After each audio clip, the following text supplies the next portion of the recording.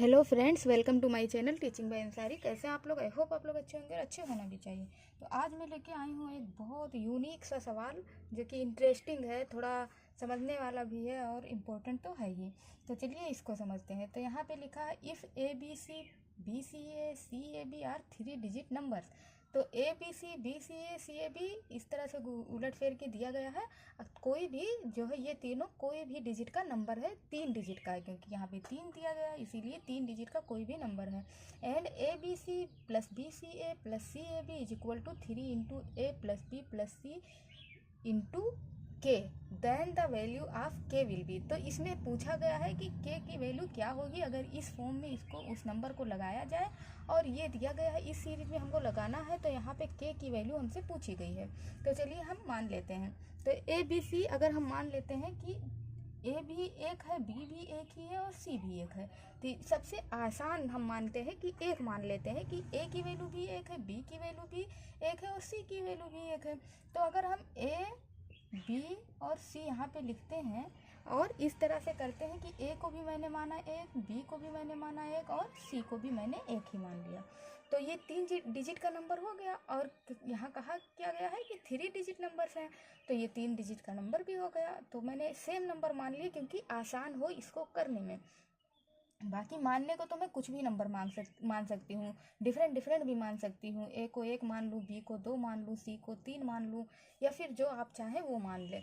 लेकिन सबसे आसान बनाने के लिए मैं मान रही हूँ कि ए को भी एक, बी को भी एक और सी को भी एक। अब यहाँ पे दिया गया है बी सी और ए, इसको भी मैं क्या मानूँ? अब जाहिर सी बात है, जब ऑलरेडी मैंने ए को 1 माना है तो यहाँ पे भी एक एक ही लिखना पड़ेगा।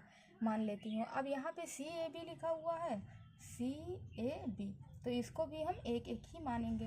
अब हम इस सबको जोड़ लेंगे क्योंकि यहाँ पे देखिए जोड़ा हुआ है। तो जब हम जोड़ेंगे तो क्या हो जाएगा? 3 3 और 3, 333 हो गया। और ये वाला यहाँ पे जोड़ा ही हुआ है। अब यहाँ पे जो फॉर्मूला लगा है वो फॉर्मूला हम लगा देते हैं यहाँ पे। 3 इंटू ए, अब ए प्लस बी प्लस सी इसकी वैल्यू कितनी दी गई है? इस पे तो ऑलरेडी वैल्यू दिया ही गया है कि ए को भी मैंने एक माना, बी को भी, सी को भी। तो हम तीनों को डायरेक्टली क्यों ना लिख दें, तो हमने लिख दिया यहाँ पे 3 इंटू 3 है ना, क्योंकि 1 2 3 ऐड कर देंगे और इंटू के। तो के की वैल्यू हमें निकालनी है, के की वैल्यू हमें नहीं पता है। तो यहाँ पे क्या हो जाएगा? 3 3 9, तो यहाँ पे आ जाएगा 333। और अगर हम इसको 9 से भाग दें इंटू के, तो अगर हम 9 से इसको भाग दें तो कितना बच जाएगा? यहाँ पे 37। के की वैल्यू क्या आ जाएगी? 37 आ जाएगी। अगर आप इसको भाग करके निकाले तो 9 तिया 27 हो जाएगा, और फिर यहाँ पे जो बच जाएगा उसमें इस 3 को ऐड कर देंगे तो 9 सते कितना आ जाएगा? 63। वही संख्या ये यहाँ पे आ जाएगा।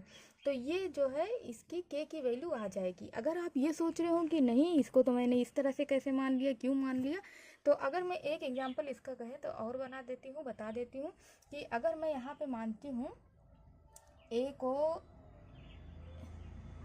सभी संख्या को 2 मान के दिखा दें क्या? तो सभी संख्या को अगर हम 2 मान लेते हैं, यहाँ पे 2, यहाँ पे 2, यहाँ पे भी 2, फिर ऐसे ऐसे लिख देंगे और फिर ऐसे ऐसे लिख देंगे। अब यहाँ पे भी 6, यहाँ पे भी 6, यहाँ पे भी 6 आ जाएगा। यहाँ पे मैंने 2 2 2 माना था, इसीलिए यहाँ पे 3 इंटू 2 2 4 2 6 आ जाएगा। तो 6 तिया 18 होता है। तो जब हम 18 से इसको भाग देंगे 6 को, तो फिर वही संख्या आ जाएगी, कोई दिक्कत नहीं है ना। यहाँ पे 37 ही आएगा अगर आप इसको करेंगे तो। अगर आप इसको 1, इसको 2, इसको 3 माने तो भी वही संख्या आएगी, कोई भी संख्या मान ले। इसीलिए सवाल ही इसी तरह से बना है कि 3 डिजिट का अगर कोई नंबर हो तो के की वैल्यू ज्ञात कीजिए। तो आई होप आपको ये सवाल अच्छे से समझ में आया होगा। अगर अच्छा लगे तो लाइक सब्सक्राइब करें, बेल आइकन को प्रेस करें। Thank you.